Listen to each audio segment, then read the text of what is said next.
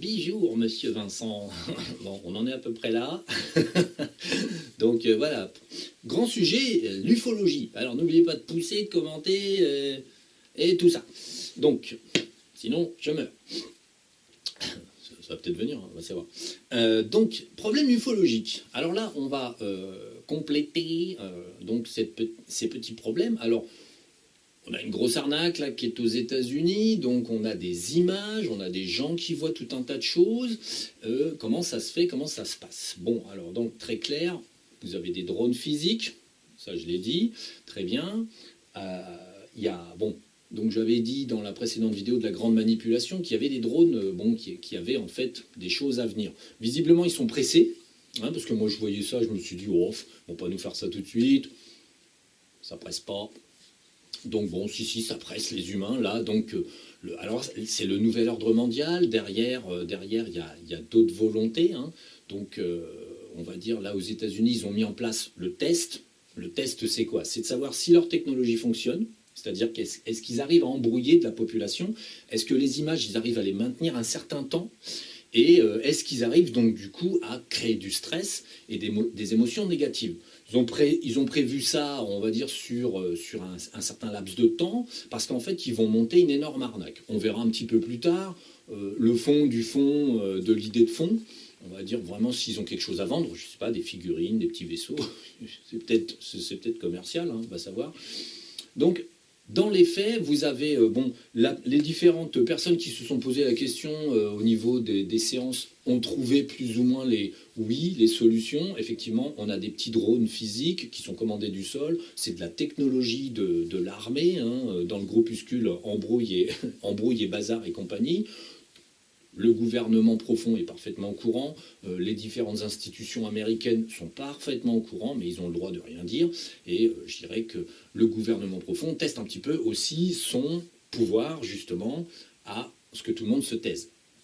Ensuite, tous ceux qui ne sont pas trop au courant des petits députés, enfin c'est pas des députés, mais en fait des sénateurs, des trucs comme ça aux États-Unis peuvent faire des commentaires débiles. Ça alimente évidemment la fièvre, ça n'est que mieux.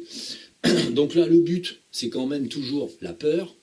La peur, c'est le grand en fait sujet de fond, hein, alimenter la peur, les craintes, le stress. Ça, c'est le but. En tout cas, pour nourrir les démurgiens, hein, ça c'est clair, il faut nourrir toujours en fait la noosphère, hein, donc la sphère imaginative. C'est important pour que les démurgiens continuent de vivre heureux et en bonne santé, repus. Donc l'idée est là.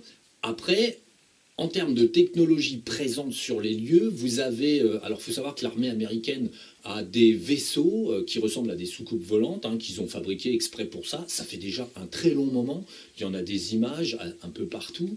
Il y a même des bases américaines où il y a des photos. Vous avez la petite soucoupe marquée US dessus quand même. C'est un peu... Et ça, c'est pas des fausses photos. Hein. Il y a, effectivement, ils ont des petites flottes. Alors, ils n'ont pas 500 engins. Non. Ça coûte du fric à faire. Ils s'amusent avec ça. Ils ont des possibilités de masquage, on va dire, donc de l'apparence, parce que ça reste une technologie qui est maintenant assez simple. On filme l'arrière et on le retranscrit en fait autour. Donc à partir en fait de technologies lumineuses, on peut en fait masquer les choses. On a sur internet des couvertures de camouflage qui, si je la mettais là, ça filmerait ce qu'il y a derrière et ça vous le retranscrirait. Donc je serais masqué. Donc ça reste des technologies assez simples, très accessibles, même au commun des mortels. Donc là, l'idée, c'est que la grande arnaque qu'ils ont mis en place, c'est un petit test chez eux, très bien. Ils ont alors quelques vaisseaux un petit peu grands, alors grands pour des êtres humains, ça reste en ferraille, donc il faut quand même que ça vole, il faut une propulsion, bon, ils sont... ça fait du bruit, hein, d'ailleurs leurs petits vaisseaux qui volent comme ça font un peu de bruit, des choses comme ça, donc c'est du métal, il y a des pilotes à l'intérieur, donc ça c'est des vaisseaux qui font la taille, ça fait 20 mètres, 25 mètres de diamètre. Ensuite ils ont des drones automatisés qui ont plein de petites lumières et tout, et ça c'est commandé du sol, mais les drones automatisés c'est pareil, ils n'en ont pas 500, hein. Non, ça reste cher à produire, c'est de la bonne technologie, ils commandent ça par le sol, Et ensuite, vous avez le système des satellites d'Elon Musk qui participe à simplement en fait copier l'image et l'envoyer plus loin. Et ensuite, créer des illusions, des petites boules de feu peut-être, des choses comme ça, des petites lumières qui vont et qui viennent. À l'heure actuelle, il serait capable, parce que ça sera peut-être fait dans le futur, hein, on ne sait jamais, ça serait super marrant, ils peuvent vous projeter dans le ciel, à l'heure actuelle, avec la technologie qu'ils ont, en fait, donc d'hologramme, ils peuvent vous projeter, par exemple, le Christ pointant du doigt la terre et dire « ça va chier les bulles ». Donc, ils peuvent vous le faire. Pourquoi? Ben, c'est juste de l'holographe. C'est holographique. C'est tout à fait faisable. Bon, ça serait un peu exagéré, le Christ comme ça qui fait ça, mais ils sont tellement cons que, bon, a priori, ils pourraient même nous le faire. Donc, les apparitions ufologiques, c'est encore une fois, de toute façon, pour que quand même, mentalement, les personnes accrochent mentalement à les extraterrestres, donc les galactiques, parce qu'en fait, derrière, il y a quand même un projet qui est directement lié au petit gris. Alors là, on va quand même ouvrir une page des actualités réelles ufologiques. Les petits gris sont des braves personnes qui nous emmerdent déjà depuis un petit moment. Ils sont apparus, on va dire, sur Terre en grand nombre, en fait, à l'époque de l'Atlantide, car en fait, Isis, la gentille Isis, qui était une pourriture finie, en fait, voulant en fait polluer ce monde d'ombre, en fait, les a appelés pour qu'ils viennent envahir dans l'astral. Là, on parle dans l'astral. Les petits gris sont des décorporateurs, hein, au même titre que les arthuriens. Donc, ils décorporent et ils pourrissent les lieux énergétiquement parlant. Donc, les petits gris ont été appelés pendant l'Atlantide, à la fin de l'Atlantide, et ils ont pollué, par exemple, métaphysiquement les dragons, une certaine part des dragons, les 2/3, ça je l'avais déjà dit. Ils ont pollué tous les jardiniers de la Terre, ils ont pollué les êtres humains de l'époque, foutu des implants, assombri littéralement l'humanité. Là, ça a été le grand départ de la chute profonde des humains. C'est à partir de ce moment-là que ça a vraiment merdé gros. Ça n'a pas été mal.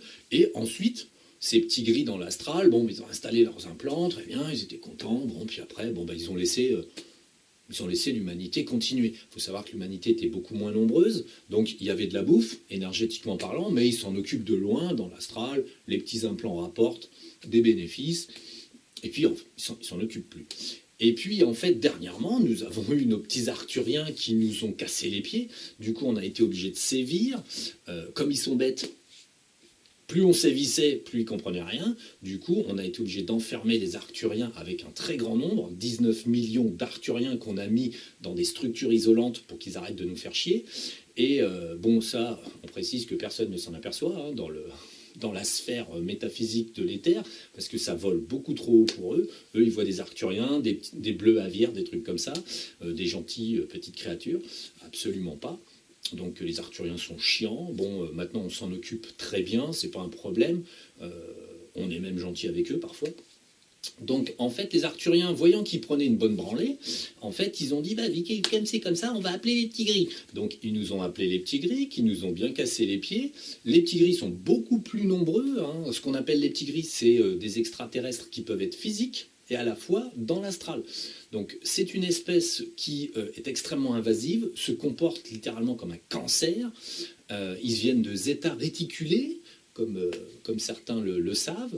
Donc, et leur but, c'est de pourrir, polluer et foutre des dédés partout et puis de siphonner de l'énergie. Voilà, c'est tout en fait. Et ils sont arrivés à un tel stade d'ombre qui se comportent véritablement comme des dédés. C'est le sommet de la pyramide, en fait, en termes d'être incarné. Bon, parce qu'ils restent incarnés, dans un état pas possible, mais ils restent incarnés. Ce sont des spécialistes de foutre le bordel, mettre de l'ombre partout, tout salir. Et il y a une part d'eux, quand même, qui sont quand même au contrôle de ce monde. Il faut savoir qu'ils sont derrière l'ombre. Les Illuminati, les francs-maçons, tout ça, en fait, leur obéissent. Les petits gris ont un ascendant mental sur tous ces gens-là. Ils peuvent manipuler les gens, ils peuvent forcer les gens à faire des choses. Donc en fait, il y a des petits gris sur Terre dans des bases qui manipulent l'humanité depuis toujours. Vous retrouverez des pyramides dans différents pays, je crois Espagne ou des choses comme ça. Il y a des petites pyramides où il y a, j'en avais déjà parlé, il y a des motifs genre peut-être petits gris, des choses comme ça. quelques gravures de ci, de là, quelques momies, peut-être un Nazca qui était petite grise, des choses comme ça. Donc on trouve des traces d'eux, en fait, physiquement, et comme quoi les êtres humains les ont vus à un moment donné plus, et maintenant moins. Donc c'est une espèce qui est extrêmement invasive. À l'heure actuelle, en fait, comme personne ne l'a remarqué, en concept ufologique dans les terres, depuis à peu près le 20 décembre, ils font un grand retour et en fait ils pourrissent énormément le secteur. Vous avez peut-être fait des rêves nombreux et variés, vous rêvez peut-être un peu beaucoup, vous êtes dérangé dans votre sommeil, vous êtes fatigué en vous levant, c'est pas la lumière. Donc là, à l'heure actuelle, il y a une poussée astrale petit gris, donc maintenant on est en train de les replier. Vous en avez encore pour au moins 6 semaines. Nous, on va batailler pendant 6 semaines encore. On a un petit peu regardé les délais. On va essayer d'écourter quand même. Mais en fait, les petits gris attaquent parce que finalement, ils se sont rendus compte que la planète, les gens étaient beaucoup plus nombreux. Et puis qu'il y avait de la place, parce que depuis qu'on a fait pas mal de ménage, simplement il y a plus de bouffe sur les humains en termes énergétiques. Donc en fait, eux, ils se sont dit, oh tiens, finalement, c'est vachement bien.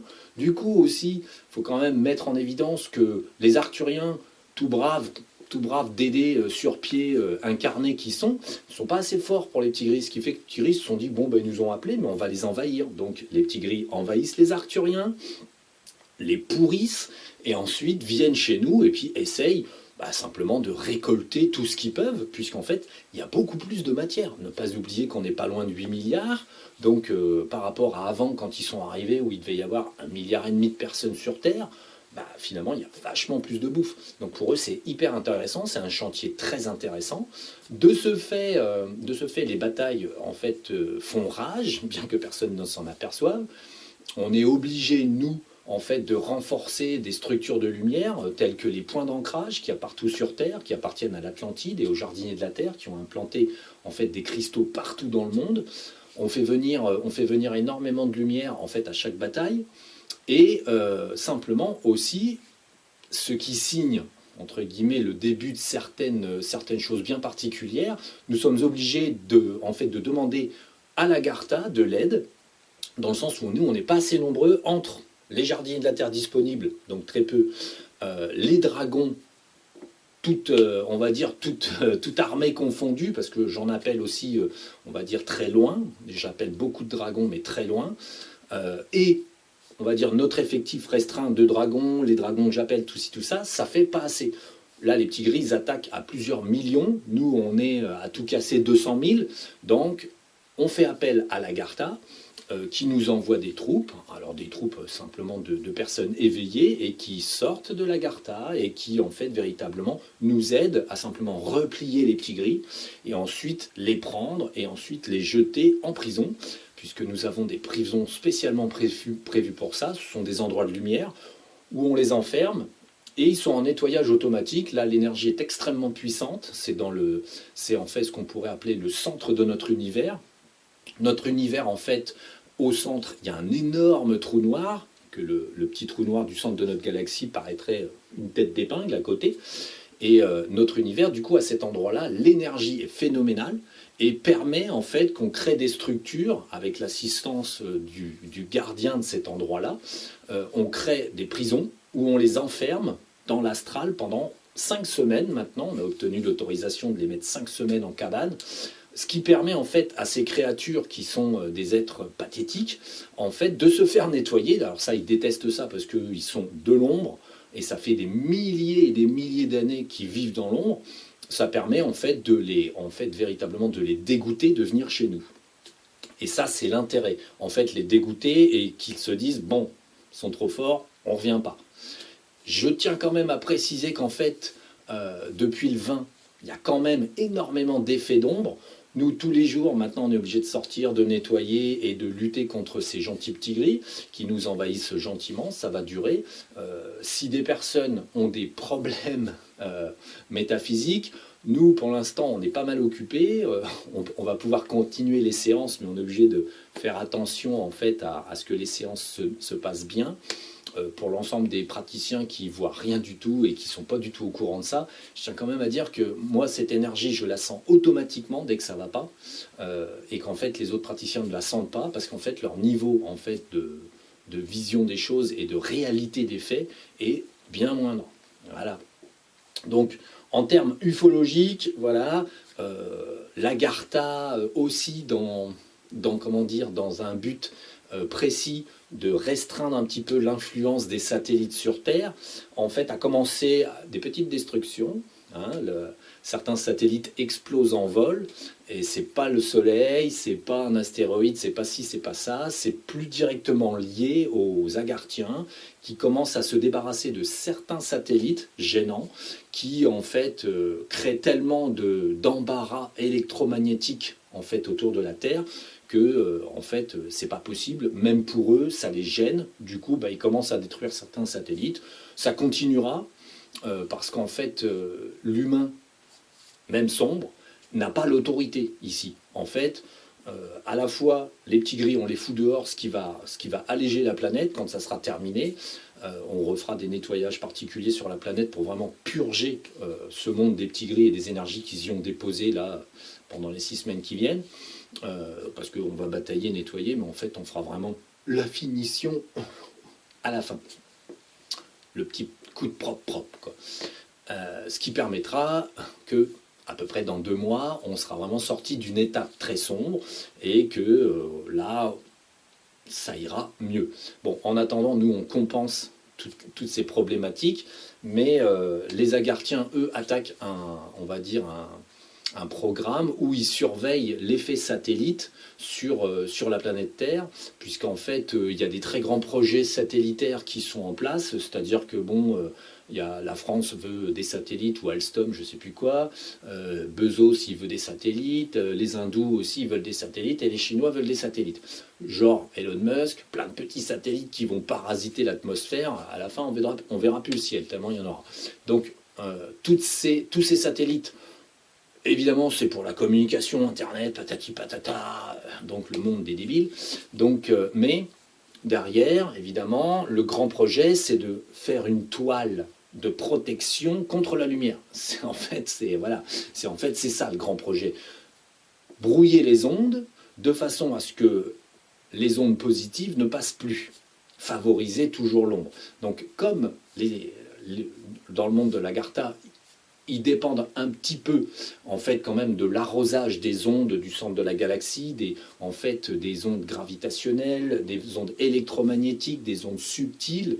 En fait, ils ont besoin quand même d'une ambiance vibratoire correcte, donc ils ne vont pas laisser les surfaciens de l'ombre, en fait, les priver de lumière métaphysique. Conclusion, régulièrement, ils feront des nettoyages dans les satellites, ils feront des trous dans les maillages qu'ils préserveront pour, eux, disposer d'une lumière suffisante à leur existence, sans être victimes de l'imbécilité humaine.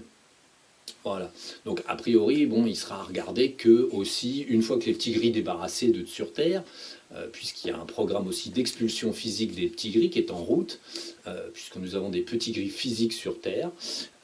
Donc il y a un programme qui est en route, donc ça j'en parle pas trop parce que ça reste top secret entre nous. Donc ces petits gris-là sont là depuis un certain temps, ils sont quand même derrière les gouvernements, puisqu'en fait les gouvernements de l'ombre obéissent directement aux états réticulés qui les influencent et leur disent quoi faire, ils leur fournissent des technologies avancées, hein, c'est pour ça que les gouvernements de l'ombre ont toujours eu de l'avance technologique sur le commun des mortels, tout simplement parce qu'ils avaient des personnes qui leur filaient de la technologie, et ça finira par s'arrêter. Donc on verra bien si on y arrive, c'est en cours. Le but, en fait, c'est simplement que dans à peu près 2 mois, on pourra voir là où on en est sur l'effet vibratoire sur la Terre, du côté positif. Même si les petits gris métaphysiquement s'en vont et physiquement s'en vont, il ne faut pas oublier qu'on est quand même dirigé par des êtres absolument stupides. Donc quand leurs supérieurs seront partis, tout simplement, ils vont reprendre l'entreprise à leur nom et être libres de leurs propres décisions qui ne seront pas plus lumineuses que celles des petits gris. Donc, a priori, on va assister à un effet où ils vont être un peu perdus au début, hein, le gouvernement de l'ombre vont être un peu perdus, mais ensuite ils vont se ressaisir, ils vont dire « chouette ». Tout ça, c'est à nous. On n'a plus de... On n'a plus de responsables, on va pouvoir faire les choses pour nos propres comptes. On est trop content. Donc voilà, donc je ne pense pas que ça s'améliore du côté humain, du côté des gouvernances. Simplement, ils vont être soulagés que les États réticulés leur mettent plus la pression comme ils le faisaient avant.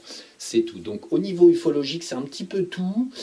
Et c'est beaucoup, puisqu'en fait, ça c'est la réalité des faits.